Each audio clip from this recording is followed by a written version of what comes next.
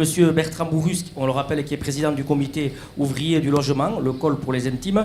Alors, vous êtes référent aussi de la commission Habitat du Conseil de développement. Alors, le logement social au Pays Basque, actuellement, c'est une solution, c'est l'une des solutions, ça représente...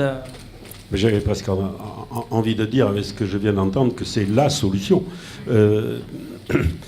Si vous voulez, je voudrais tout d'abord définir ce que l'on peut entendre par logement social.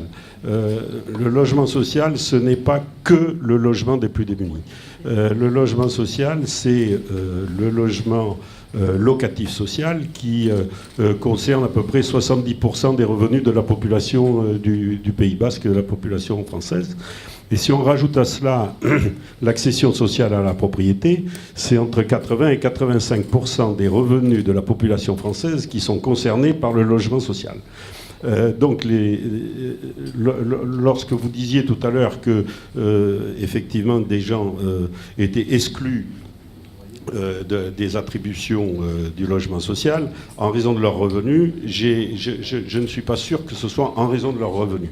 Ce qui se passe, c'est qu'effectivement, aujourd'hui, la construction neuve, c'est deux segments dans un grand écart. C'est le locatif social et la promotion privée. Entre les deux, il n'y a quasiment pas de production de logements neufs, c'est-à-dire soit du locatif intermédiaire, soit de l'accession sociale à la propriété.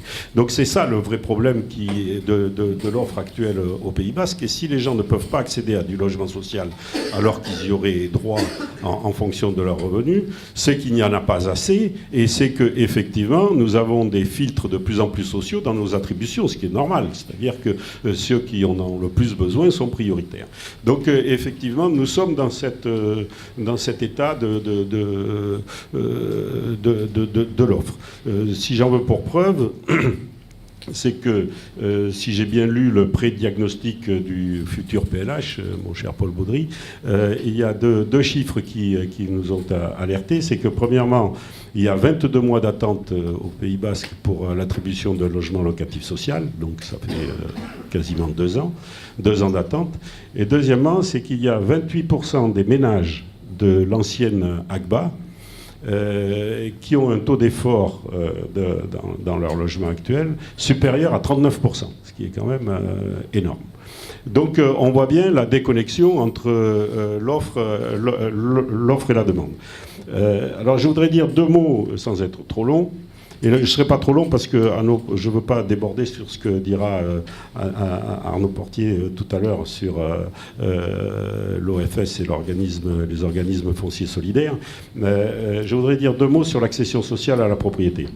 L'accession sociale à la propriété souffrait de 2 handicaps jusqu'à présent. Premier handicap, c'est qu'il n'y avait pas d'outils anti-spéculatifs dans la durée. C'est-à-dire que la loi française qui protège la propriété privée sur l'accession sociale n'autorisait des spécificités anti-spéculatives que pour une durée limitée, qui était entre 10 et 12 ans. Donc, après 10 ans, les personnes qui avaient bénéficié d'accession sociale pouvaient vendre au prix du marché. Et chacun ici, les élus qui sont présents, ont tous des exemples dans leur commune d'opérations du col qui ont été vendues pour un type 3 à 150 000 € et revendues 11 ans après à 400 000 € en résidence secondaire, que ce soit à Bidart, Guétari ou autre.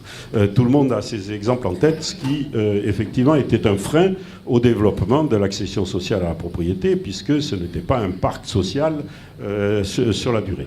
Le deuxième handicap, c'est que l'accession sociale à la propriété, sous ses formes actuelles, qui sont la location-accession en particulier, avait quelques vertus, mais avait un deuxième handicap, c'est que elle n'était pas comptabilisée dans les obligations des communes sur le logement social et sur la loi SRU. Et donc ces 2 handicaps sont maintenant levés, et je pense que Arnaud Portier en parlera, et je ne veux pas empiéter sur son intervention dans la 4e table ronde. Donc nous avons quand même bon espoir que la faille que je décrivais tout à l'heure entre le locatif social et la promotion privée soit comblée en grande partie par l'accession sociale à la propriété en zone tendue. Et je pense que beaucoup d'élus ici présents attendaient ça avec impatience. Merci Monsieur Gourus, vous avez anticipé la deuxième table ronde justement avec les solutions qui vont être apportées par les élus. Alors,